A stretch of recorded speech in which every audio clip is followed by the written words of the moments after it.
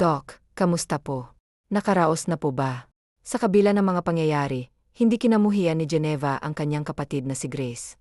Napakabuti ng puso nito, kaya't labis ang kanyang pagmamahal dito. Proud na proud siya, dahil napagtagumpayan nitong lampasan ang mga trauma sa buhay. Mula nang iwan sila ng kanilang mga magulang na mas piniling bumuo ng panibagong pamilya, sinuong nilang magkasama ang mga hamon ng buhay. Hindi sila natibag na mga pagsubok. Sa halip, nagpatuloy silang lumaban sa tulong ng puong may kapal.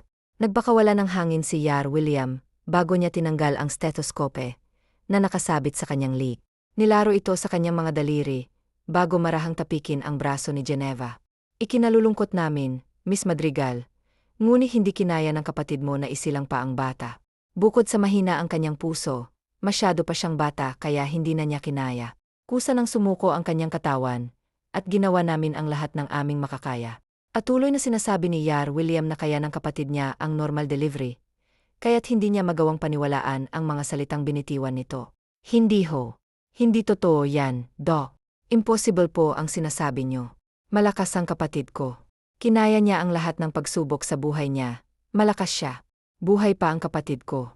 Ang kanyang tinig ay hysterical, puno ng luha at panghihina. Nakita ang pagkabahala sa mukha ni Yar William, kasunod ng sunod-sunod nitong pag-iling. Sa sobrang labis ng kanyang emosyon, halos maglupasay si Geneva hanggang sa mawalan siya ng malay. Pagmulat ng kanyang mga mata, bumungad sa kanya ang puting kisam. Napakurap siya at nilibot ang tingin sa paligid. Agad siyang bumangon nang maalala ang mga pangyayari, bago siya nawalan ng malay. Walang ibang tao sa kwartong pinaghigaan niya, kaya't mabilis siyang lumabas. Sinalubong siya ni Yar William. Wala na ang mahal mong kapatid, sabi nito.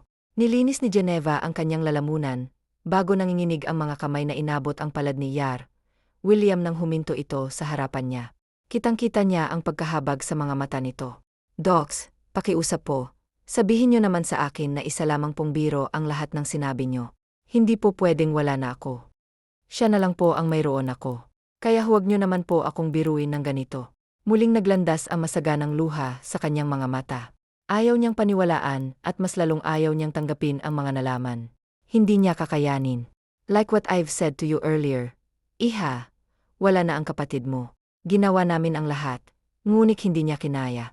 Bago namin tinanggal ang nakakonektang aparato sa kanya, hiniling niyang huwag mong pababayaan ang bata. Sa kanyang huling hininga, sinambit niya ang pagmamahal sa iyo at sa anak niya.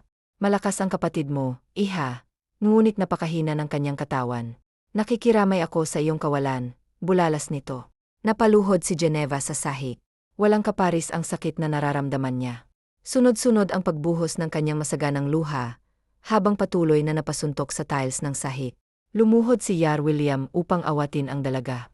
Awang-awa siya rito, lalo na mayroon siyang anak na kaydaran lamang nito, at ganito rin ang naramdaman noong mga panahong nawala ang nobyo nito. Walang pag-atubiling yakap ng may edad na si Yar William ang dalaga. Nais niyang iparamdam rito na hindi siya nag-iisa, kahit na hindi sila mag-aano-ano.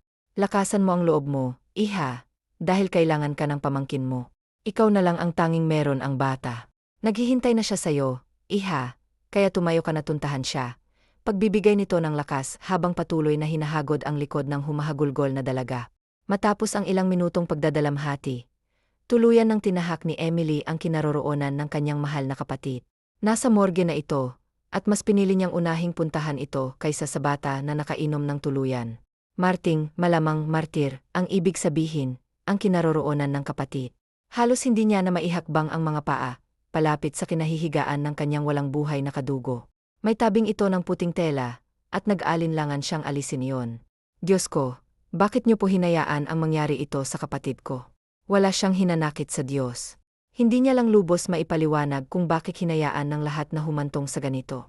Kulang pa ba ang dinanas niya sa kamay ng mga lalaking walang puso? Muling namuo ang luha sa kanyang mga mata.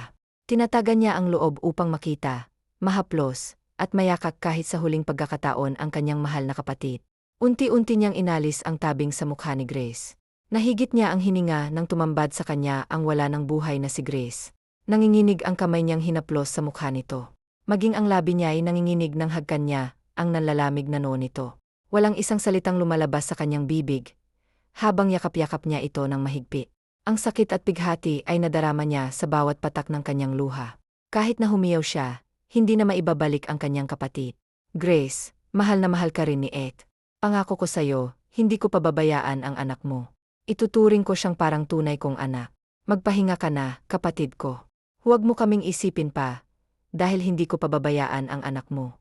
Maging masaya ka kung nasaan ka man ngayon. Tuluyan mo nang nakamtan ang kaluwalhatian. Sige na, bunso, si ate na ang bahala sa lahat. Mahal kita, Grace.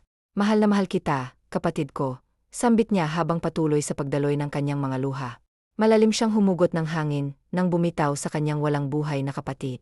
Hinagkan niya pang muli ang noo nito, bago niya pinawi ang kanyang mga luha. Hinaplos niya ang pisngi ng kapatid, bago siya nagbigay ng isang matamis na ngiti. Paalam, bunso. Kay sakit at kay bigat sa pakiramdam ng kanyang binitawang pamamaalam. Dahan-dahan niyang ibinalik ang tabing sa mukha ng nakababatang kapatid. Sa pagtalikod niya sa morgue, muling pumatak ang kanyang mga luha. Humakbang siya ng diretso, hindi lumilingon. Hindi na niya kayang tingnan ang pagpasok ng isang lalaki sa morgue. Malalim na paghinga ang kanyang ginawa, bago tahakin ang kinaroroonan ng bata. At nang tuluyan na niyang marating, natutop niya ang bibig.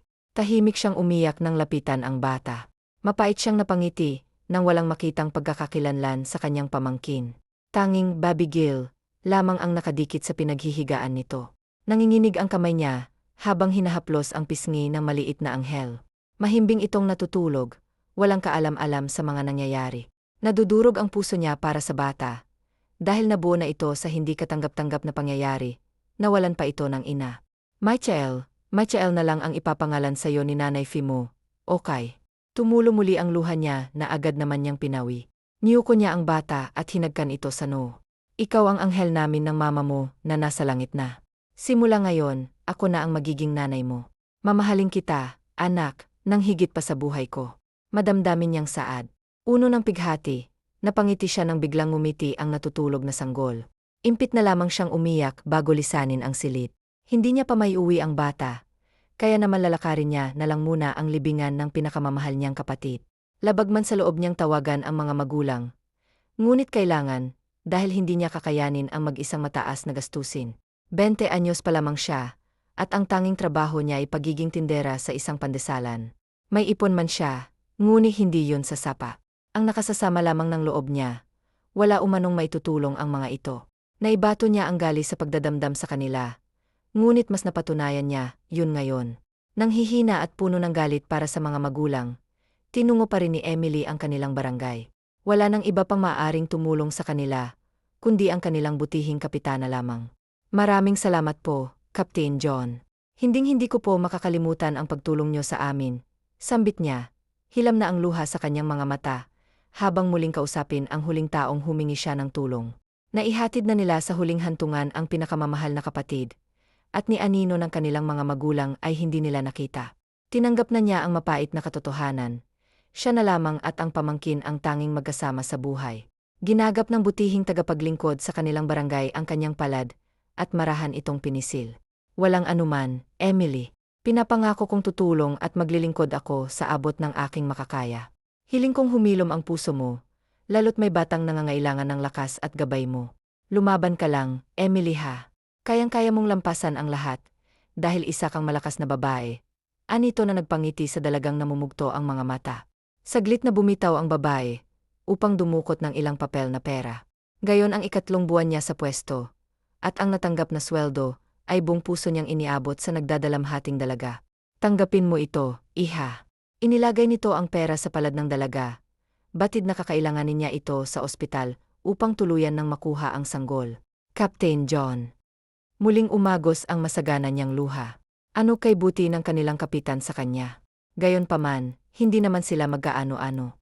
Sobra-sobra na ang tulong na ibinibigay nito sa kanya.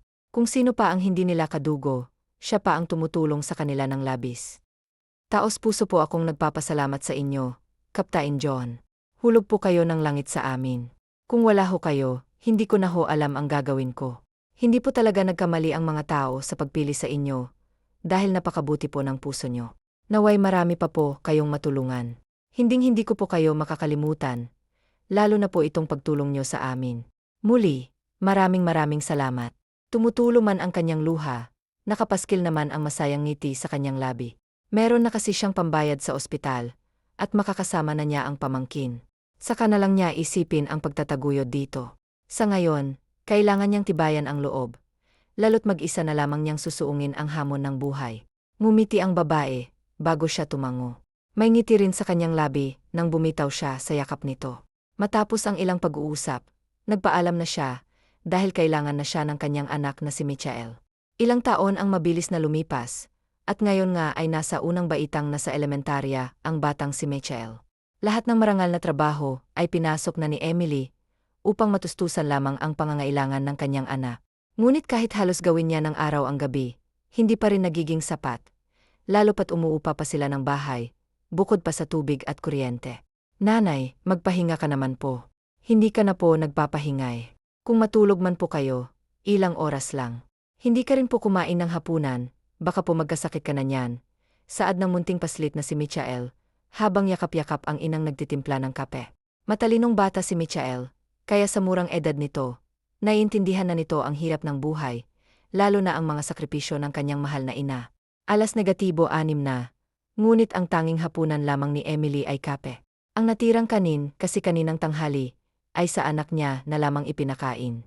Wala nang kalaman-laman ang kanilang lagayan ng bigas. Wala na rin siya ni pisong kusing, kaya kailangan niyang tiisin ang gutom. Ilang beses na nga ba siyang nagpalipas ng gutom dulot ng kawalan ng pera. Magmakaawa man siya sa tindahang pinagkakautangan. Wala rin itong silbi, dahil nagbigay na ito ng ultimatum na hanggat hindi niya nababayaran ang lagpas 1,000 niyang utang, hindi siya pwedeng umutang. Kaya niyang tiisin ang gutom, ngunit ang anak niya ay hindi. Katatapos niya pa lamang sa gabundok na labahin na ipinapalabas sa kanya ng guro, na siyang may-ari ng inuupahan nilang bahay. Wala siyang sasahurin, dahil ang serbisyo niya, sa mga labahin nito'y bayad lamang sa 1 buwan nilang upa. Bukas ay sa palengke naman ang trabaho niya. Tuwing Biyernes ang pasahod sa kanya doon, kaya bukas pa siya magkakaroon ng pera. Napangiti si Emily nang itigil ang paghahalo sa kapeng kanyang tinitimpla. Umupo siya sa paanan ng kanyang munting anak, upang magpantay sila. Hinawi niya ang ilang hibla ng buhok nito, na tumatabing sa maputi nitong pisngi, at inilapit iyon sa likod ng tenga nito. Hinaplos niya rin ang mukha ng anak, bago siya nito gawaran ng isang napakatamis na ngiti. Pinatakan niya ito ng magaang nahalik sa magkabilang pisngi. Hindi magkakasakit si nanay, dahil mas malakas pa si nanay sa kalabaw. Okay. Isa pa, kumain ako kanina. Hindi mo lang siguro napansin si nanay, dahil busy ka sa homework mo, malambing niyang wika. Napalabi naman ang bata, dahil alam nitong nagsisinungaling ang kanyang ina. Kahit na abala ito sa paggawa ng assignment, nakabantay pa rin siya sa mga kilos at galaw ng kanyang ina. Palagi na lang po kayong nagsisinungaling, nanay. Sinasabi niyo pong busog kayo, kahit hindi kumakain. Palagi ko po kayong nahuhuli na hinihilot ang likod, binti, at mga kamay niyo. Minsan niyo pa nga pong sinabi, kay Papa G na bigyan kanya ng lakas para sa akin. Huwag na po kayong magsinungaling palagi sa akin, nanay, dahil palagi ko po kayong binabantayan. Hindi niyo lang po ako napapansin, dahil hindi ko po pinapahalata. Hindi naman po ako manhid at bulag, nanay. Namumuo ang luha sa mga mata ng batang si Michael. Hindi alam ni Emily kung ano ang sasabihin. Nakalimutan niyang matalino ang kanyang anak. Hindi nga pala umuubra sa kanya ang mga pagtatakip sa mga nangyayari. Humugot siya ng malalim na hangin. Na-proud ako sa iyo, anak. Promise din ni nanay sa iyo na kapag nagkaroon ako ng maayos na trabaho, ibibili kita ng mga damit. Yung hindi galing sa ukay-ukay. Hinaplos niya ang pisngi nito, at ikinagalak ng bata ang kanyang sinabi. Nagislapan pa ang mga mata nito na ikinatawa niya. Yumakap sa kanya ang bata sa sobrang saya nito. Thank you talaga ng marami, nanay, saad nito. You're welcome palagi, anak. OSAT. Ako'y maghahanda na ng hapunan natin. Ano palang gusto mong luto sa manok na binili ko? Fried chicken o adobo? May ngiti sa labi niyang tanong. Tila napaisip ang bata. Adobo na lang po, nanay, dahil wala pong sabaw yung fried chicken. Sagot nito na ikinatawa niya. Okay, adobong manok ang ulam natin ngayon, anya rito. Tumango-tango naman ang bata. Iniwan na niya ito sa sala, habang sinusukat ang binili niyang sapatos. Nagsaing na muna siya at saglit na iniwan ito, upang makapagbigay ng bayad, kahit hindi buo kay Aling Lolita. Pasalamat lamang si Fee na kahit masungit ang matandang tindera, ay nakakaunawa naman ito. Hindi pa rin pwedeng umutang, Fee ha, hanggat hindi mo pa napaid, yung lista mo sa akin. Masungit na sabi ni Aling Lolita, habang nagsusulat sa papel ng ibinigay na pera ni Fee. Opo, Aling Lolita, sa susunod na sahod ko po'y mababayaran ko na po yan. Pangako, niya ritong tinanguan lamang na matandang tindera. Bumalik na sa bahay si Fee. Mga isang oras pa ay tuluyan na niyang natapos ang pagluluto. Inaya niya ang anak na kumain. Bukas ay ang labahin naman nilang mag-ina ang tatrabahuhin niya. Matapos nilang kumain, nilinisan niya na muna ang anak bago niya ito patulugin. Bandang 9 oras na nang maramdaman ni Fee ang matigas na higaan. Ramdam niya ang nangangalay niyang likod at binti, maging ang kasukasuan, kaya kinuha niya ang liniment oil at nilagyan ng ilang parte ng kanyang katawan na nananaki. Mabilis siyang hinila ng anto. Pagsapit ng panibagong umaga, naghanda na muna ng agahan ang dalaga para sa kanilang mag-ina. Hinayaan niya lamang sulitin ng anak ang tulog nito, lalo't palagi itong maagang gumigising kapag papasok sa eskwela. Pinusod niya ang maalong buhok, bago tipunin ang gabundok nilang labahin. Ibinabad niya na muna ang mga iyon bago inaya ang anak na mag-agahan. Sa gitna ng pagbababad ni Fee sa kanyang mga labahin, humahangos na lumapit sa kanya ang kababatang si Ava. Kunot ang noo nitong sinundan siya. Sino bang humahabol sa "Yot hingal kalabaw ka diyan?" Tanong niya sa kaibigan, na ngayon ay nagpupunas ng pawis. Huminga-hinga muna si Nelia, bago sinabi ng sadya sa kaisa-isa niyang kaibigan. "B, may alok ako sa iyong trabaho. Malaki ang sahod at pwede mo pang isama ang ina at anak mo." Bulalas nito na ikinatigil ni Fee sa kanyang ginagawa. Agad na nagbanlaw ng kanyang kamay ang dalaga, at masayang inabot ang kamay ng kaibigan. "Legit ba yan, B?" Paniniguro niya, sunod-sunod na tinanguan. "Saan at kailan?" Excited niyang tanong. Napakalaki ng 100,000, kaya siya nainganyo sa alok nito. Huwag lang sanang pagbebenta ng puri, dahil hinding-hindi siya papasok sa ganong trabaho. Baling magdildil ng asin, huwag lang madungisan ang kanyang iniingatang puri. Pagiging kasambahay ang magiging trabaho mo, B. Medyo malaki yung bahay at ikaw lamang ang maglilinis. Pero huwag kang mag-alala, hindi naman mahirap dahil mga high-tech na ang mga gamit doon sa mansyon. Kinakailangan ko na kasing umalis dahil may sakit si Mudra at wala namang ibang mag-aalaga sa kanya. Bakit ako? Dahil ako lang naman ang nag-iisang bruha niyang ana. Ikaw ang napili niya dahil bukod sa masipag ka, alam kong kailangan mo ng trabaho. So ano, game ka ba? Magsisimula ka na bukas. Stay-in ang gusto ni Bossing. Ayaw na ayaw niya yung palaging umuwi. Salaysay nito na walang pag-aalinlangan sinang-ayunan ni Fee. "Sobrang laking tulong ng alok mo sa akin, B. Thank you ha. Hulog ka talaga ng langit sa amin mag-ina," nagagalak niyang anirito. "Asus, maliit na bagay lang, B. O sige na, alis na ako ha. Pakiabot na itong regalo ko sa maganda kong inaanak, dahil kailangan ko pang hakutin ang lahat ng gamit ko sa mansyon. Babalikan kita rito bukas na mga 6 oras dahil 9 oras ang lipad ko pauwi na Mindoro." Saad pa nito. "O Sej, Nelia, salamat ulit hapati na rito sa regalo mo. Siguradong magtatatalo na naman yung inaanak mo sa saya. Alam mo naman yun, basta regalo." Tuwang-tuwa, napapangiti niyang wika na ikinangiti naman ng dalaga. "Always welcome. O siya, aalis na ako." Yumakap siya sa kaibigan at pilyang pinalo ang pang-upo nito.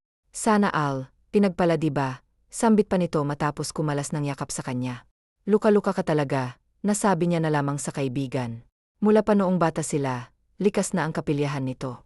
Tuluyan nang umalis si Nelia, habang si Fee naman ay iniwan na munang binabad ang kanyang labahin.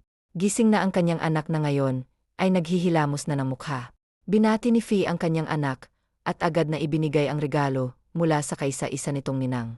"Wow, ang dami pong dress," kitang-kita ang tuwa sa kite na mukha ng bata. 5 pares ng Barbie dress ang natanggap nito, at iba-iba ang disenyo at kulay, kaya manghang-mangha si Michael.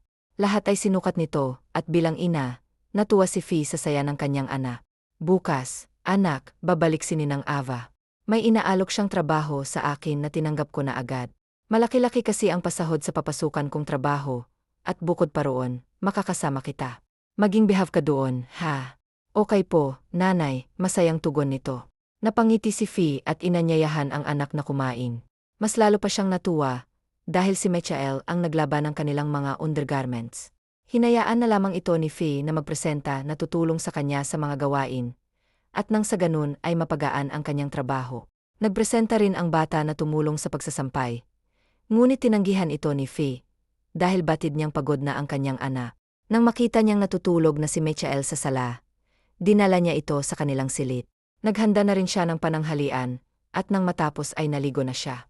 Pagkagising ng kanyang anak, sabay nilang nilantakan ang pagkaing kanyang inihanda. Nang tuluyan ng matuyo ang mga sinampay, tinupi na nilang mag-ina ang mga ito at isinilid sa bag. Maaga rin silang natulog. Gayon ay umaga na, at araw na ng pagdadala ni Nelia kay Fee sa mansyon na pinagtatrabahuhan. Ready ka na ba? Mukhang kabado ka, natatawang tanong ni Nelia nang marating nila ang napakalaking bahay. Wala ang amo niya, dahil nasa business trip pa ito. Ngunit nasabi na nito sa telepono na alis na dahil sa ina nitong may sakit. Bakit naman ako kakabahan?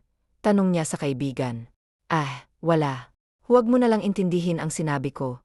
Sagot ni Nelia na may nakakalokong ngiti, na ikinasal ng buong kilay ni Emily. Tumango na lamang si Emily at sumunod sa kaibigan, habang karga ang anak na nakatulog sa biyahe. Agad na itinuro ni Nelia ang lahat ng dapat matutunan ni Emily, at itinago rin nito ang ilang larawan ng amo. Dahil alam niyang kapag nakita ito ng kaibigan, aatras ito. Nang makita niya sa silid ng amo ang isang drawing book, nakita niya ang mukha ng kaibigan. Single pa ang amo niyang lalaki, at alam niyang hindi ito nakipagrelasyon. Nagbabaka sakali lamang siya na matuloy ang pantasya ng kaibigan at ng amo. Kung sakaling matuloy ang naudlot na pagtitinginan ng mga ito, siya ang pinakaunang tao na matutuwa para sa kaibigan. Dahil deserve nito at ng kanyang inaanak ang isang lalaki na katulad ng kanyang amo, guwapo, mabait, at successful sa buhay. So alis na ako, B, ikaw na ang bahala rito. Bukas pa ang dating ni Bossing, kaya pwede ka pang magsing pretty dito. Kapag nagutom kayo ng inaanak ko, dumukot lang kayo sa kusina. Walang problema kay Bossing yon. Kahit ubusin niyo pa ang stock ng kusina, dahil barya lang sa kanya yan, sabi ni Nelia. Nga rin pala, gusto ni Bossing na kapag pagod siya sa business trip, ipaghanda siya ng paborito niyang ulam, karikar at steak. Easy lang naman yon, dagdag pa nito. Oo, paano, Benaha, beautiful best friend, kumindat pa ito bago isinukbik ang bag. Muling nagpasalamat si Fee sa kaibigan. Kampante naman siya sa sarili, dahil marunong siya sa kusina, lalo na sa mga gawaing bahay. Pag-aalis ng kaibigan, sinimulan niyang suriin ang paligid ng napakalaking bahay. Medyo maalikabok ang bookshelf, kaya nilinisan niya ito, pati na rin ang living room kahit na malinis naman iyon. Hindi kasi siya sanay na walang ginagawa, kaya halos manginab na ang paligid sa mabusisi niyang paglilinis. Nanay, boses ni Michael na mukhang kagigising lamang, ang nagpatigil kay Emily sa kanyang ginagawa. Nilapitan niya ito at masuyong nginisyan. Nagugutom ka na ba, anak? Malambing niyang tanong, dahil maganegatibo 12 na at kumakalam na rin ang tiyan niya. Ngunit ayaw niya namang kumain nang hindi kasabay ang anak, kaya hinintay niya na lamang na magising ito, lalo't mayroon naman siyang ginagawa. Opo, nanay, nagkukusot ng mata nitong sagot. Sabay naman silang tinungo ng kanyang anak ang kusina ng mansyon. Namamangha pa rin talaga ang dalaga sa karangyaan ng paligid. Parang puno itong hitik na hitik sa bunga. Mukhang kahit ilang buwan silang mastok sa bahay na ito, hindi sila magugutom sa sobrang dami ng pagkain. Wow, ang dami pong pagkain, nanay. Pwede po kaya tayong kumuha kahit isa lang? Inosenteng tanong nito, habang binubuksan ang ref na puno ng laman, halos magsiksikan na sa dami. Ang tinutukoy niya ay ang mga tsokolate. Pwede naman siguro, hindi naman siguro mapapansin ng amo natin kung kukuha tayo ng isa, nag-aalangan man. Ngunit sa nakikitang pananabik ng anak, kumuha siya ng isang piraso. Pero anak, mamaya mo na kainin, okay? Kailangan muna nating kumain, para hindi ka sipunin, pangungondisyon niya. Agad namang sinang-ayunan ng bata. Matapos kumain, kinondisyon niyang muli ang anak na pumirmi lamang sa sala. Sinabi naman ni Nelia na pwedeng manood ng TV, kaya binuksan ni Emily ang telebisyon, upang hindi mabor ang anak, habang naghihintay sa kanya, na matapos ang mga kailangang tapusin. Sa hardin, nagtabas siya ng mga damo, nagbunot, at diniligan ang mga natutuyong bulaklak. Napapailing siya, dahil mukhang hindi ito napagtutuunan ng pansin ng kanyang kaibigan. Pagkatapos sa hardin, ang pool naman ang nilinisan niya. Tagaktak ang kanyang pawis nang matapos niyang linisin ang pool. Nagpunas siya ng pawis gamit ang laylayan ng kanyang damit, at ipinasya na ring pumasok sa loob. Sinulyap niya ang tuwang-tuwa niyang anak na nanonood ng cartoons, bago siya pumasok sa silid na ibinigay sa kanila ng kaibigan. Minabuti niyang maligo, dahil nanlalagkit na siya sa pawis. Matapos malinisan ang sarili, inuntahan niya ang anak. Kailangan na kitang paliguan, sabi niya. Pagkatapos ko bang maligo, nanay, manonood pa rin po ako ng TV. Pero anak, kapag nandito na ang may-ari ng bahay, hindi ka na pwedeng manood, okay, masuyong paalala niya. Nakakaintindi namang tumango ang bata. Tuluyan na niyang pinaliguan ito, at pagkatapos ay hinayaan siyang manood.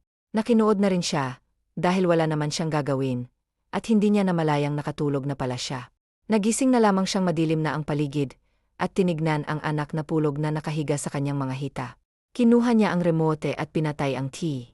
Binuhat niya ang kanyang anak, at dinala ito sa kanilang silid. Kinaumagahan, maagang naghanda si Emily. Iniluto niya ang ibinilin sa kanya ng kaibigan. Bandang 6 oras na siya natapos magluto at iniwan niya na muna ang mga hinandang pagkain sa lamesa. Wala namang pusa, kaya hindi niya kailangang mangamba. Tinakpan niya na lamang ang mga niluto at minamadali ang paglilinis ng katawan. Saktong tapos na siya sa pagliligo nang makarinig ng busina mula sa labas. Dali-dali siyang nagtungo sa malaking gete upang pagbuksan ang magiging amo. Sa kabilang banda, natitigilan si James. Hindi niya mayalis ang tingin sa babaeng nagbubukas ng gete para sa kanya. Tila napako siya sa kinaupuan, habang matamang nakatitig sa babaeng bumihag ng kanyang puso. Ilang taon na ang nakakaan, masasabi mang bata pa ang puso niya noon. Ngunit ang babae lamang na ito ang katangitanging nakukuha ng kanyang atensyon. Mas tamang sabihin na ito lang ang katangitanging babae na nakasungkit ng kanyang pihikan na puso. Ibang-iba kasi ito kung ikukumpara sa ibang mga babae na masyadong liberated. Bukod sa pagiging liberated, maarte din ito, ngunit mahinhin, matalino, at mabait. Average girl man ito kung isalarawan ng iba, ngunit para sa kanya, ito ang pinakamaganda sa lahat. Bukod sa kanyang ina, si Emily ang naibulalas niya nang humarap ito sa bintana ng kanyang kotse. Bumilis ang tibok ng kanyang puso nang ngumiti ito. Ang ngiting iyon ang nagbihag sa kanya. Mas lalo pang bumilis ang tibok ng kanyang puso nang kumatok ito sa bintana ng kanyang kotse. Para siyang iwan, tinalo pa niya ang pakiramdam na parang natatay. Huminga na lamang siya ng malalim at pilit na pinakalma ang sarili. Nag-poker face siya bago buksan ang bintana, at kagaya ng ekspresyon niya kanina, nagulat rin ito. Nang masilayan siya James tila, bay hindi siya sigurado sa nakikita, pakiramdam din niya ay tumigil ang pag-ikot ng mundo niya. Ang kauna-unahang lalaki, na umangkin ng kanyang batang puso noon, ay nasa harapan niyang muli ngayon. Lihim namang napangiti ang binata na wala ang pagiging blangko ng mukha nito na masilayan and malapitan ang mukha nang hindi makapaniwalang dalaga. Nilinis niya ang lalamunan bago tumikhim. Emily. What a small world, baritonong saad niya rito sa napakapreskong tono. Hindi niya nais na ipahalata ang epekto nito sa kanya. Ikaw. Ikaw ang magiging amo ko, paninigurado niya na tinanguan lamang ng binata. Agad siyang napalunok at saka nag-iwas ng tingin, dahil hindi niya kinakayang makipagtagisan ng tingin rito. Hindi naman magkamayaw ang puso niya sa pagtambol. Ilang taon na kasi ang dumaan ngunit ang epekto sa kanya ng lalaki ay kagayang-kagaya pa rin ng dati. Walang nagbago. Nakabaon lamang sa puso niya at ngayon nasa harapan na niya itong muli at siyang namumutawirin ang pagtingin niya para dito. Good morning po, sir. Nautal niyang bati rito. Napahigpit ang kapit niya sa laylayan ng lumanyang damit nang marinig ang bahagyang pagtawa nito. Para bang musika yun sa kanyang pandinig. Masyado namang formal.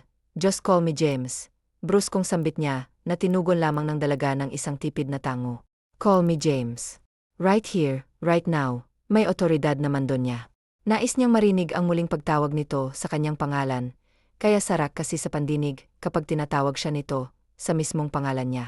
Sa totoo lang ay isinusuka niya ang pangalang James dahil sinunod ang pangalan niya sa pangalan ng ama na siyang naging dahilan kung bakit nagpatiwakal ang kanyang pinakamamahal na ina. Ngunit kapag ang babaeng iniibig niya noon at magpahanggang ngayon ang siyang tumatawag sa kanya ng pangalan niya, ay natutuwa siya ganito. Talaga sigurong epekto ng pag-ibig James. Hindi niya talaga mapigilang mautal sa lalaki lamang siya. Nabubulol, dinaig niya pa yung batang natuto palang magsalita kapag nasa harapan niya ito, lalo na kapag ilang metro lamang ang layo nito sa kanya. Dinadaga ang puso niya. Nakakapawang talaga ang pag-ibig. Face me muli niyang mandor ito, habang pigil ang pagsilay ng pilyo nitong labi. Napipilitan namang sinunod ni Emily ang utos sa kanya ng lalaki. Hindi niya mapigil na kagatin ang ibabang labi, lalo't batid niyang namumula siya. Naging malikot ang kanyang mga mata, na siyang nagpangiti na ng kuluyan sa binata. You're still that innocent girl I've met in high school. Walang nagbabago sa'yo, Emily, sinsero niyang anirito. Gusto niya itong hagkan sa mukha at halikan sa labi. Ngunit hindi naman maaari, dahil wala siyang karapatan. Hindi siya nito nobyo. Pero ikaw, ang laki na ng pinagbago mo. Hindi ka na ikaw, yung dating payatot na James. Mukha ka ng isang successful na negosyante. Congratulations, James ha. Puri niya rito. Natuwa siya sa laki ng pagbabago nito. Hindi nakapagtataka, dahil matalino talaga ang lalaki. Bukod pa roon ay binyayaan ito ng perpektong anyo, na maaari mong ikumpara sa mga hot actors sa Hollywood. At patin man ito noong mga high school sila, ay marami pa rin itong tagahanga. Nakatatak sa pangalan nitong pagiging varsity player, binansagan rin noong campus heartthrob. Ngunit hindi nito, yun pinanghahawakan o kahit na ipagyabang dahil para rito'y marami pang mas higit sa kanya. Thanks, Emily. So ano, abante na ako May ngiti sa labing paalam niya rito na tinanguan lamang ni Emily. Nais niya pa sanang makausap ito ng matagal ngunit ang tiyan niya ay nagrereklamo na. Isinara niya na rin ang bintana ng sasakyan at minaniho ang kotse papasok. Matapos igarahe ang Porsche, nakabibili niya lamang ay bumaba na siya. Isinabit niya rin ang sunglasses sa long sleeves na suot. Hindi niya na muna kinuha ang maleta. Maya-maya niya na lamang kukunin kapag nalaman na niya ang nag-aalboroto niyang tiyan. Lumingon siya sa dalaga na agad namang tumalima nang magtagpo ang kanilang mga mata. Did you prepare something for me, Emily? Malumanay niyang tanong nang makalapit na ito sa kanya. Nais niyang malaman kaagad kung may hinanda na ba ito o wala para naman kung sakaling wala pa'y magpapaaral malamang magpaariba. At nakapamulsang muling humakbang papasok. Ngunit nasa entrada pa lamang siya nang bigla siyang napahinto ng matanggay. Malamang matanaw niya sa maliit na batang babae na tumatakbo papalapit sa kanya. O mas tamang sabihin na sa babaeng nasa likuran niya. Nanay, umiiyak na anito bago yumakap sa kanyang ina. Akala ko po iniwan niyo na ako kagaya nung nasa panaginip ko. Sumbong nito sa kanya. Nagsalubong naman ang makakapal na kilay ni James. Nanay, paulit-ulit na tanong niya sa isip. Tila ba kinurot ang puso niya nang kargahin ni Emily ang bata. Mas lalo pa siyang nakaramdam ng sakit nang tawagin nito ang kargang bata ng anak. Tila ba tinuklaw siya ng ahas. Kung kailan naman nag-cruise ang landas nila ng babaeng noon, pa'y gustong makita, ay saka naman naging huli ang lahat. Inanatili niya ang pagiging malaya, dahil sa plano niyang hanapin ito at ligawan. Ngunit mukhang sobra na siyang nahuli. Bumagsak ang magkabilang balikat niya, pati na ang kaninang masigla, at kumpleto niyang pakiramdam, ay bigla na lang rin napalitan ng lungkot at panghihinayang. Ngunit kahit na nasasaktan sa natutunghayan, ay hindi niya magawang iwas ang tingin sa mag-ina. Kabaliktaran ang ibig sabihin ng mga panaginip, anak ko. Hinding-hindi mangyayari na iwanan ka ni nanay. Mahal na mahal kita, anak ko, kay tahan na po pag-aalo niya sa anak, habang hinahaplos ang likod nito. Pinapatakan niya rin ng magagaang nahalik ang tuktok ng ulo nito. Namuo ang pagkahabag sa kanyang inosenteng mukha. Naalala niyang kapatid ang tunay na ina ni Michael. Alam ng kanyang anak ang tungkol sa ina nito. Hindi siya kailanman naglihim sa anak. Lahat-lahat ay sinabi niya ng detalyado. Hindi na kinaya ni James ang mga nasasaksihan, kaya minabuti niyang ang mauna sa loob at agad na dumiretso sa dining aya. Sumunod naman sa kanya ang mag-ina. Meron ka na palang anak, paninimula saad ni James, habang hinihiwa ang stick na si Emily pa mismo naglagay sa kanyang plato. Nakakatawa para sa kanya, dahil para itong asawa niya kung pagsilbihan siya. 6 na taon na rin, may ngiti sa labing tugon naman ni Emily. Hindi na muna kumain ang anak niya, dahil hindi pa naman umano ito nagugutom. Nagpaalam ang bata kay James na kung maaring manood ng cartoons, na agad namang pinayagan ang binata. Ewan ba ni James ngunit sa likod ng sakit na nararamdaman, ay napakagaan ng loob niya sa bata. Para kasi itong munting sugo na inihulog sa lupa, upang maghasik ng kakyutan. If you don't mind me asking, may I ask kung nasaan ang daddy niya? I mean, your husband. Mariin niyang naipikit ang mga mata ng mautal sa huli niyang tanong. Para bang merong bumara sa lalamunan niya, nang itanong ang tungkol sa asawa nito. Napangiti naman si Emily. Ako lang ang mama at papa niya. Proud niyang sabi na ikinakunot ng noo ni James. Pwede ko bang malaman kung papaanong ikaw lang ang daddy at mommy niya? Curious niyang tanong. Gustong-gusto niya talagang malaman ang bawat detalye ng buhay nito. Napabuntong hininga naman si Emily, bago sulyapan ang anak na humahagikik, habang giliw na giliw sa pinanonood nitong Masha and the Bear. Ngunit sasagot pa lang sana siya nang biglang tumunog ang cellphone ng kaharap niya. Itinikom niya na lamang ang bibig at hinayaan noong kausapin ang kung sino mang tumawag at baka importante. Nagpaalam ito sa kanya, na sasagutin lang ang tawag na agad niya namang tinanguan. Bumalik si James ng tahimik. Hindi niya na muli pang inulik ang tanong kanina, dahil nawalan na siya ng gana. Tumawag kasi ang half-brother niya, at sinabing binawian na ng buhay ang kanilang ama kani-kanina lamang. Napupot siya sa ama, ngunit bilang anak ay nakakaramdam siya ng sakit. Walang imik niyang tinungo ang silid kung saan meron siyang minibar. Meron kasi siyang insomnia, at ang tanging gamot para sa kanya ay ang kanyang mga paboritong ala. Muling tumunog ang cellphone niya ngunit hindi na niya ito binigyan pa ng pansin. Lalo pa half-brother niya lang naman yon. Hindi niya pagbibigyan ang hiling nitong pumunta siya. Hindi niya kailanman haharapin ang ikalawang pamilya ng ama. Sila ang legal ng kanyang ina, ngunit ginawa sila nitong ikalawa. Nagmistulang kabit ang kanyang ina noon. Nilango niya ang sarili, hanggang sa makatulugan niya, na ang ikalimang bote ng alak na nakakalahati niya pa lamang. Sikat ng araw ang siyang gumising kay James kinaumagahan. Gamit ang kamay ay hinal niya ang mukha. Bumangon na rin siya at saka sinulyapan ang orasan. 9 oras na. Napalingon pa siya sa pintuan ng kwarto niya nang merong kumakatok. Ron, malamang roon. Tumayo siya nang hindi man lang nagsusuot ng pang-itaas. Dahil sanay naman siyang matulog ng walang damit. Ay Diyos ko po, agad na napatakip ng mga mata niya. Si Emily nang tumambad sa kanya ang perpektong figura ng lalaking nagpapabilis ang tibok ng puso niya. Nag-init rin ang mukha niya nang hindi sinasadyang bumaba ang tingin niya sa matigas na bagay na nasa pagitan ng mga hita nito. Napapangiti naman si James sa naging reaksyon ng dalaga. Agad niya ring nyuko ang nasa ibaba ng kanyang puson. Napapakamo siya dahil naka-boxer shorts lamang pala siya at tuwing umagay nagngangalit talaga ang alaga niya. Ganoon naman ang mga lalaki tuwing umaga, it was normal. Sorry, anya rito. Sinsero siya lalo't nakikita niya talaga ang hiya sa dalaga. Ngunit nakapagtataka lamang dahil para bang unang sulya pa lamang nito sa katawan ng isang lalaki. I'll just make a quick change. Baba ka na muna at susunod na lang ako. Utos niyang mabilis na sinunod ng dalaga. Natatawa na lamang siya dahil nagtatakbo pa ito makalayo lang agad sa kanya. Nang tuluyan nang mawala sa paningin ng babaeng nagpasigla sa araw niya, ay isinarado niya na muna ang pinto. Naghilamos at nagsipilyo lang muna siya, bago isuot ang pang-jogging niyang damit. Tirik na ang araw, ngunit gusto niyang magpapawis. Masyado siyang na-dry ng gamp na trabaho sa negosyo niya sa States, isama pa ang ilang business trip niya, kaya't gusto niyang langhapin at pagmasdan ang palibot ng kanilang tahimik at disiplinadong subdivision. Good morning po, Sir James. May ngiti sa labing bungad kay James. Ang kite na anak ni Emily. Lumuhod siya upang magpantay sila ng bata. Good morning to you, baby. What's your name? Malambing niyang tanong. Pinisil niya rin ng marahan ang malaman at maputi nitong pisngi. Michael po, Sir James. Bibong pakilala nito sa kanya. Napangiti siya, ginulo ang buhok nito. Napansin niya rin ang uniforme nitong kupas na. Tito Bri na lang. Apasok ka na ba sa school mo? Tanong niya pa na sunod-sunod nitong tinanguan. Nasaan nga pala ang mama mo? Dagdag niya pang tanong nitong inilibot ang tingin sa paligid ngunit hindi niya makita ang hinahanap. Nasa kusina po, Tito James. Hinahanda niya po yung baon ko, sagot nitong ikintango-tango niya. Saan ba ang school na pinapasukan mo at ihahatid na kita? By the way, do you want Tito Bri to be your driver today? Tanong niyang ikiningning ng mga mata nito. Natawa siya at muling pinisil ang pisngi nito. Gusto ko po. Gusto ko po. Tumatalon pang sabi nito. Mas lalo namang napangiti ang binata. Ang plano niyang pagjojoging ay hindi niya na itutuloy. Magpapalit lang muna si Dito ng damit ha. Tapos sabay tayong kakain ng breakfast. Okay, anya rito.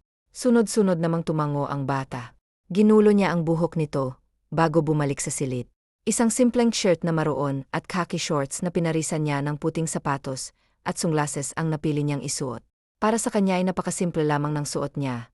Ngunit nang masilayan ito ng dalagay, para bang na starstruck ito. Gusto naman ng binata ang nakikitang admirasyon sa mga mata ng dalaga. Yumuko siya upang itago ang ngiti sa kanyang mga labi, na hindi niya mapigil-pigil. Dinaig niya pa ang teenager na kinikilit. Ramdam niya rin ang pag-init na magkabilang tuktok ng tenga niya. Ay si nanay, nagaganyak. Kurap-kurapet winawarningan na tumigil ito ngunit pilya lamang siyang nginitsyan ng anak, kaya't napapakagat labis siyang nagbaba ng tingin. Para bang inilalako siya nito sa binata. Nahihiya po si nanay, Tito James. Sambit pa nitong muli. Napapatakbo na si James bago humakbang patungong hapag. Sinanyasan niya si Michael na tumigil dahil namumula na ng husto ang mama nito. Maging ang league ay nadamay na sa pamumula. Namiss ko ang scrambled eggs. Come on, join me. Masarap kumain ng may kasalo. Alok niya kay Emily na hindi man lang nawawala ang ngiti sa kanyang labi. Dito ka sa tabi ko maupo. Little Michael, baling niya sa bibong bata. Tinapik ni James ang katabing upuan na agad namang sinunod ng bata. Tumabi nga ito sa kanya. Nilagyan naman ni James ang plato nito ng kaunting pagkain, nakakasya lamang sa maliit nitong tiyan. Panay ang kwento ni Michael ng tungkol sa nakukuha nitong mga grades at scores sa eskwelahan. Hindi man ni James kadugo ang bata ay proud na proud siya rito. Nakikita niyang sarili kay Michael. Matalino at higit sa lahat ay kagaya niyang walang kinagis ng ama. Sa kabilang banda naman ay tila ba hinahaplos ang puso ni Emily sa closeness ng dalawa, gayong kakikilala lamang ng mga ito. Parang hindi sila ibang tao kung ituring nito. Natutuwa siya at the same time, may nalulungkot, dahil naibaling ng anak niya, kay James ang pananabik nito sa ama. Kapag na-perfect mo ang test na ibibigay sa inyo ng teacher nyo, may reward ka sa akin, okay? Ililibot kita sa mall at lahat na magustuhan mo ay bibilhin natin. Punta na rin tayo ng Ocean Park kapag may araw pa. Okay ba yon? Nasa harapan na sila ng eskwelahan ang kondisyon ni James. Ang namimilog ang mga matang si Michael. Nasa gilid lamang si Emily, nais naman niyang awatin ang anak. Dahil nakakahiya ngunit hindi niya magawa, lalo't masayang-masaya ang anak niya. Pagdating pa naman sa mga regalo, reward, at iba pa ay nasasabik ng husto ang bata. Talaga po ba, ito James? Paninigurado nitong tinanguan naman ang binata. Yehe, sisiw lang po sa akin ang mga pakiz ni Maam. Pagyayabang nito. Para sa batang mataas ang IQ ay talagang sisiw lamang ang mga kizes ng mga teacher nito. Kung ikukumpara sa ibang libay, malamang kaedad.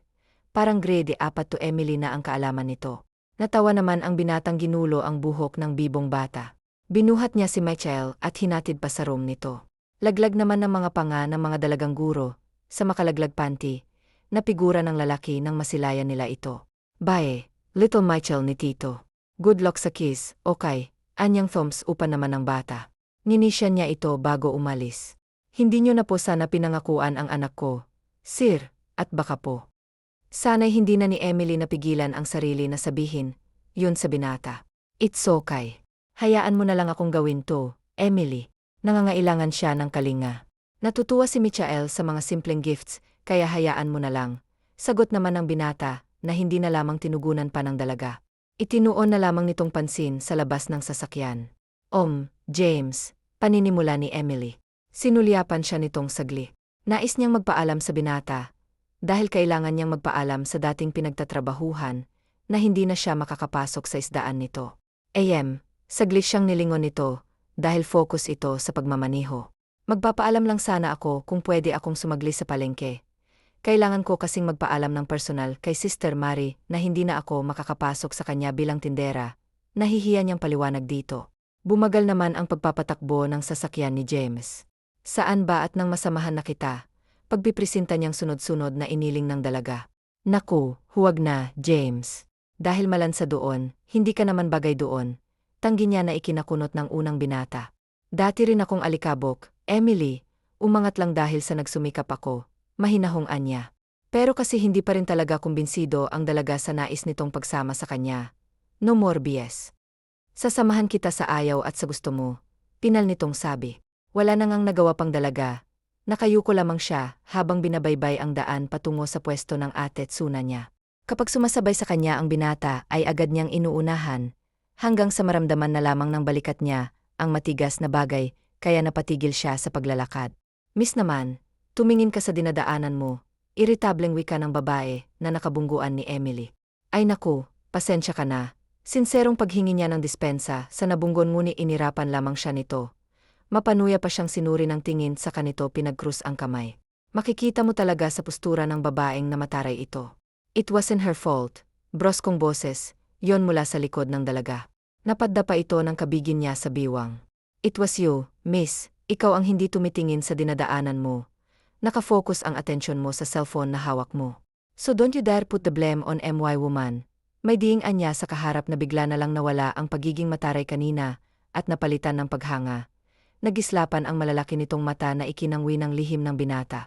Kung ilalawan niya kasi ang babaeng kaharap, ay para itong isang sardinas. Pilit na isinisiksik ang sarili sa hapit na hapit nitong suot na hindi naman rito, bumagay bagkus ay nagmukha pa itong butete. Magsasalita pa sana ang babaeng kaharap ng malamig itong tingnan ni James. Sa huling segundo ay binigyan niya ito ng nakamamatay na tingin. Pagkatapos ay walang ano-anong nilagpasan nila ito, habang hawak niya pa rin sa biwang ang naumid na dalaga. Hindi mo na sana pinatulan pa, Sir James, dahil ako naman talaga ang may kasalanan eh. Hindi ako nakatingin sa dinadaanan ko. Tumigil siya sa paghakbang kaya tumigil rin ito.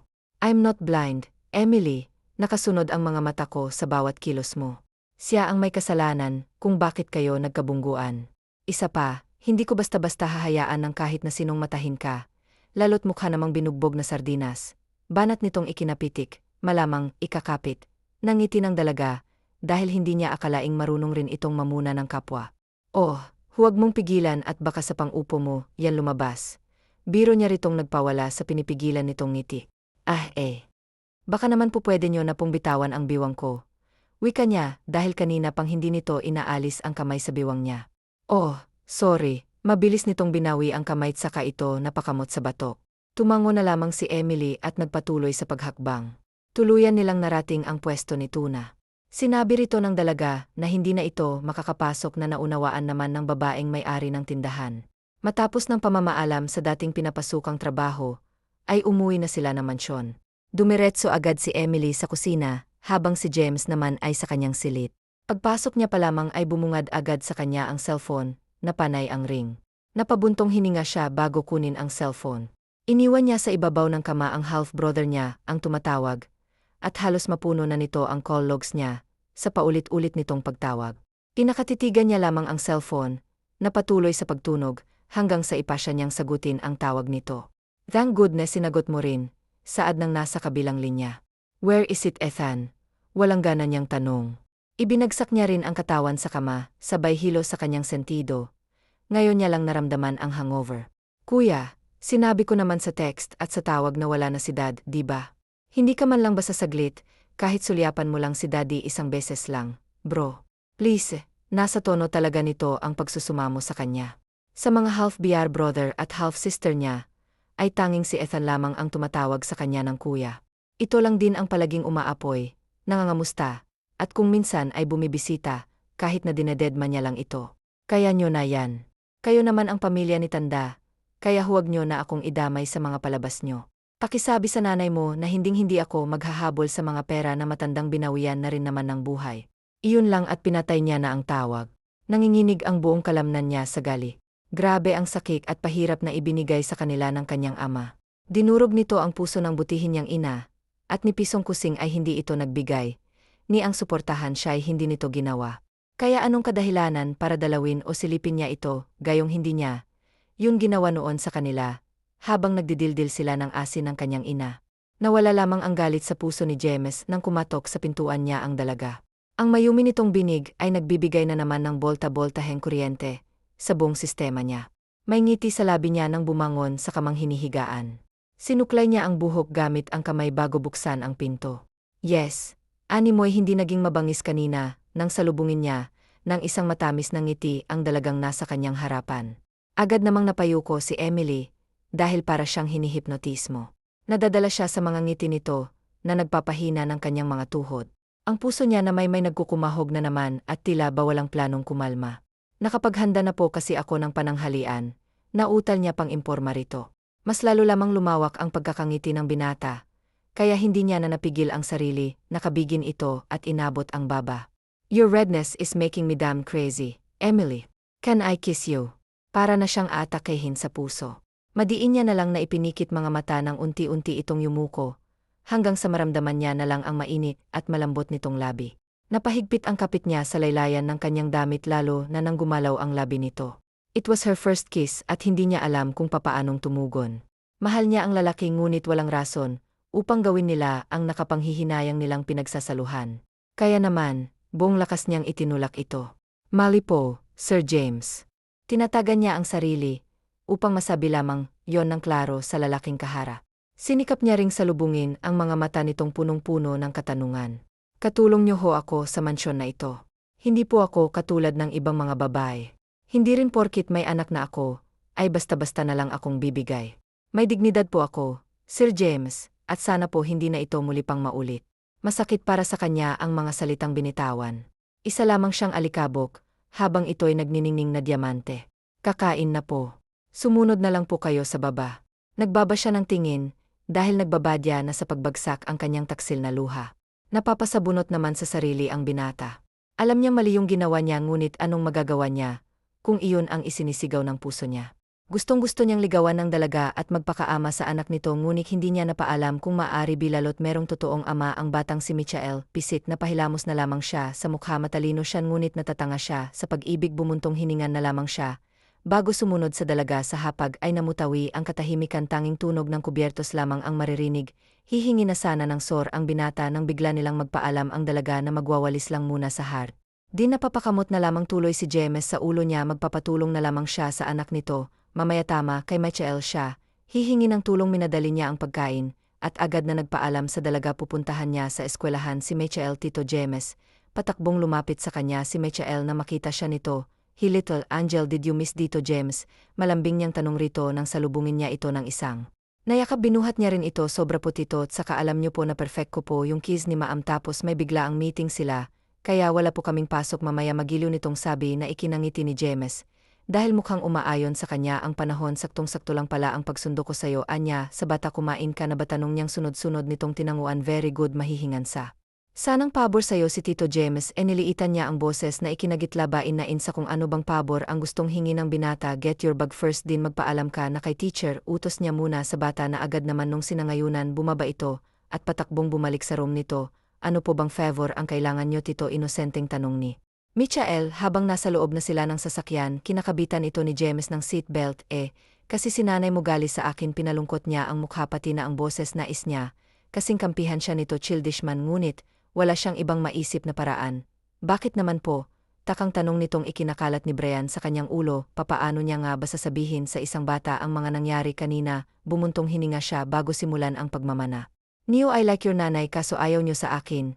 Dahil hindi daw kami bagay." Paninimula niya, iniisip niya siguro na purkit may anak na siya, ay hindi na siya kamahal-mahalan so much, Baby Michael. At handang-handa naman akong maging super daddy mo. Gusto mo rin ba akong maging daddy? Gustong-gusto po, napakabait niyo po, tapos gwapo pa. Masayang tugon nito sa kanya na ikinangiti niya. Pero, Tito James, hindi naman po ako ni nanay totoong anak. Anitong biglang ikinapreno ng binata. What? Gulat niyang tanong. Itinabi niya muna ang sasakyan. Napapakamot naman sa ulo nito ang bata. Si Mama Grace po ang totoo kong mama. Kaso nasa heaven na po siya, kaya sinanay na ngayon ng mama ko. Simpleng paliwanag nito na ikinalaki at ikinaaliw alas na mukha ng gwapong binata. Dinaig niya pa ay nanalo sa loto. Ang puso niya ay parang biglang lumundag sa sobrang saya. Ginagap ni James ang maliit na palad ni Michael, saka yun pinisil-pisil. "Ba gusto mo akong maging daddy?" Tanong niya ritong sunod-sunod na tinanguan ni Michael.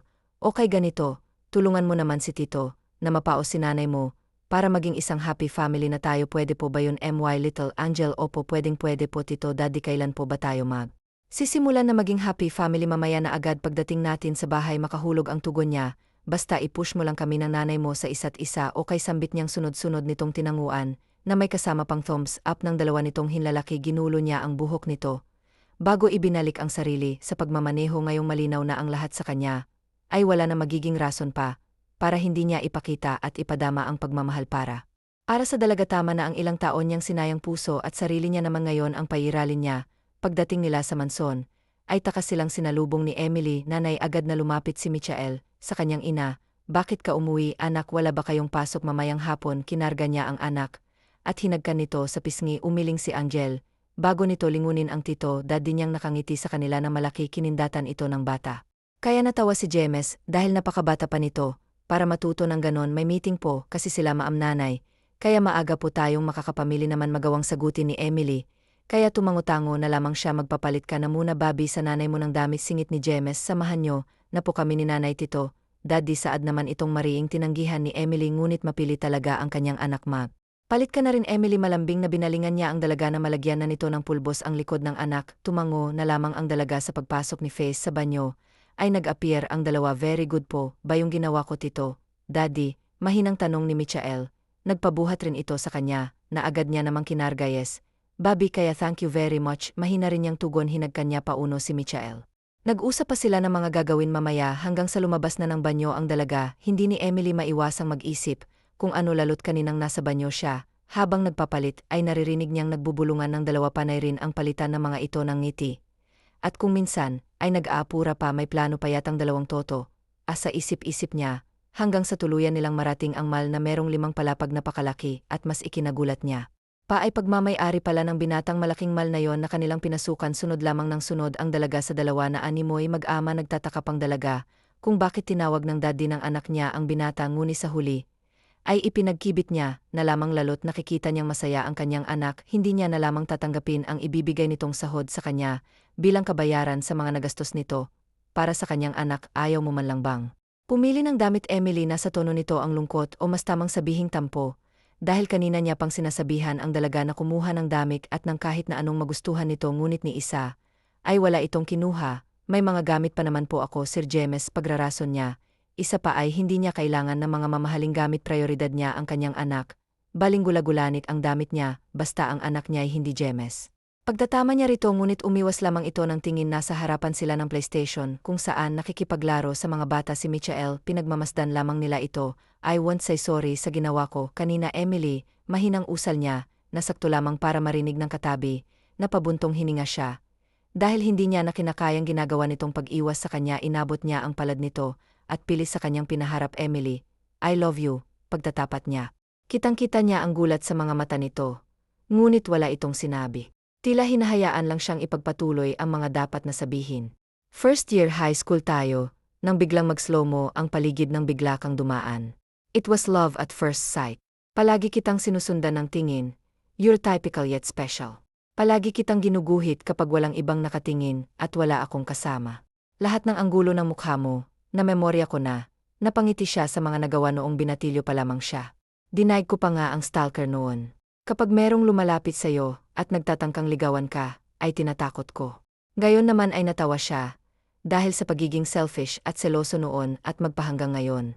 Kahit na wala akong kahilig-hilig sa pagtatahi, ay pinasok ko pa rin ang kurso na, yun sa drafting makasama't masilayan ka lang.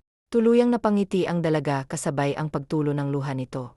Pinahid niya yon gamit ang daliri. Mahal kita, Emily. Mula noon at magpahanggang ngayon, we were destined dahil si tadhana na mismo ang gumawa ng paraan para magtagpo muli ang mga landas natin. I was planning to find you but fate did its job for me. Ginagap niya ang palad nito at marahan, yung pinisil-pisil. Fee Madrigal, pwede bang manligaw ang isang James Collins sa'yo? Apasa kaya ako sa standards mo, matamis ang kanyang ngiti. May ilan na ring nanonood sa kanila. Ang iba'y napapatili, napapalakpak, meron ding nagvi-video. Sagutin mo na yan ti. Hindi gaawin ko yan sa si kuya. Sagutin mo na agad sis. Nga naman, ma'am. Sagutin mo na si sir, para naman hindi na palaging galit. Ilan lamang yan sa mga sinasabi ng mga nanonood. Natawa pa si James sa huling narinig. Perfectionist kasi siyang boss. Ayaw niya ng pumapalpak. Sa yes na po, nanay, segundo naman ng maliit na tinik. Hindi nila namalayan ang paglapit sa kanila ni Michael. Napangiti si Emily at masuyong tumango. Para saan pat nagpapakipo siya, gayong mahal na mahal niya rin ang binata. Sapat na ang mga sinabi nito, upang mawala ang pangamba niya. Wala na siyang pakialam kung husgahan man siya ng mundo. Yes. Finally, you're mine, galak na sigaw ni James, at walang pasabing inangkin ang pinananabikang labi na ngayon ay kanya ng nobya. Sinagot man siya nito kaagad ay liligawan pa rin niya ito araw-araw. Palakpakan naman ang mga taong nakikinood. Naging trending din ang video nilang dalawa na umani ng mga papuri at suporta. Ipinagpaliban na lamang nila ang pagpunta sa Ocean Park. Dahil mayroong nais na puntahan si James. Bakit po ang daming tao dito, Daddy Tito? Usisa ni Michael nang pumasok sila sa isang bahay na singlaki lamang ng mansyon ng binata. Napagdesisyonan na ni James na harapin ang ama. Nasa bahay tayo ng papa ng tito daddy mo, anak, si Emily ang sumagot. Call me daddy may Michael. Malumanay na utos si James nang makitang papalapit na madrasta Linda kasama ang mga anak nitong walang kareaksyon, maliban kay Ethan na nakangiti sa kanila. You came, mapanuya ang saad nito sa kanya. Blangko niyang tinanguan ang kabit ng kanyang ama. Sinulyapan pa niya rin ang mga kapatid, at mapaklang kinisihan ng mga ito, maliban lang kay Ethan na napapayak ng tingin. Susulyapan ko lang si Dad. Pagkatapos alis na rin kami ng pamilya ko. Don't be threatened, Victoria, dahil wala akong pagnanasa sa mga yaman, at ari-arian ng lalaking inagaw mo lang naman sa kaibigan mo. Kawawa ka naman dahil sa kahuli-hulihan hindi ka niya nagawang pakasalan. Kabit ka pa rin hanggang sa huling hininga ni Tanda. Mas mapanuya niyang ani rito, habang tinakpan ang tenga na natatakot na si Michael. Mahigpit rin ang kapit sa braso niya ng kanyang nobya, pigilang galit ng ginang dahil hindi niya nais na maiskandalo kaya, kahit na nagsusumidhi ang galit niya, ay pinigilan niya, at mas piniling tarikuran na lamang ito. Walang imik na umabante sila James at Emily. Huminga ng malalim ang binata nang makita ang amang butot balat na namuo ang luha sa kanyang mga mata. Hindi niya lubos maisip na ang amang maskulado, tigasin, guwapo, at successful na businessman ay makikita niyang nakahimlay at butot balat pa. "What happened, Dad?" Mapait na tanong niya kasabay ng pagtulo ng kanyang masaganang luha. "I'm so sorry. Sorry, nahuli ako. I love you, Dad." Hinaplos niyang salamay na siyang humaharang sa pagitan nilang mag-ama. Tila piniga ang puso niya sa nasasaksihan. Pinahid niya ang luha ng umiiyak na rin na si Michael. "Daddy, huwag ka na pong umiyak," anito sa kanya na ikinangiti niya. "Hindi na, anak," masuyo niyang tugon kay Michael na ngayoy inaangkin na niyang anak niya. Pagkatapos niya rito sa ama ay asikasuhin niya ang relasyon nila ni Emily sa bata. Magiging biological pa rin sila nito. "Ayos ka lang," nasa sala sila nang lapitan ni Emily ang nobyo. Katatapos niya lang maligo, kaya naman nanunuot sa ilong ng binata ang mabango niyang amoy. Napangiti ito at inayos ang nasa hita nilang anak. Anak nila, dahil tuluyan na nilang nakami ang titulo ng pagiging totoong magulang ng mahal nilang si Michael. 1 buwan na rin magmula nang ilibing ang ama ng binata. At gaya ng sinabi niya, hindi niya pinag-interesan ang yaman ng ama, kahit na ipinipili ito sa kanya ng pribadong attorney ng daddy niya. "Very well, love," malambing niyang tugon bago abutin ang labi ng pinakamamahal. "Ang bango mo naman." Namumungay ang kanyang mga mata, kaya't ang dalagay, bigla-bigla na lang namula, agad rin itong kumawala sa halik niya nang kumilos ang kanilang anak. "Hatid ko lang muna anak natin sa kwarto niya ha." Paalam nitong ikinakaba ni Emily. Ni hindi na namalayan ang dalaga na wala na pala sa tabi niya, ang anak pati na ang nobyo. Nagitla na lamang siya nang lumubog ang katabing inuupuan. "Love," masuyong tawag ng binata sa kanyang nobya, na batid niyang kay kabahan. Nais niyang iparamdam ang pagmamahal rito ngayong gabi. Ngunit ramdam niya ang takot nito, kaya't hindi niya ito pipilitin. Ipinatong niya na lang ang ulo sa balikat nito, at saka ito niyakap mula sa likod. "Mahal na mahal kita, Emily.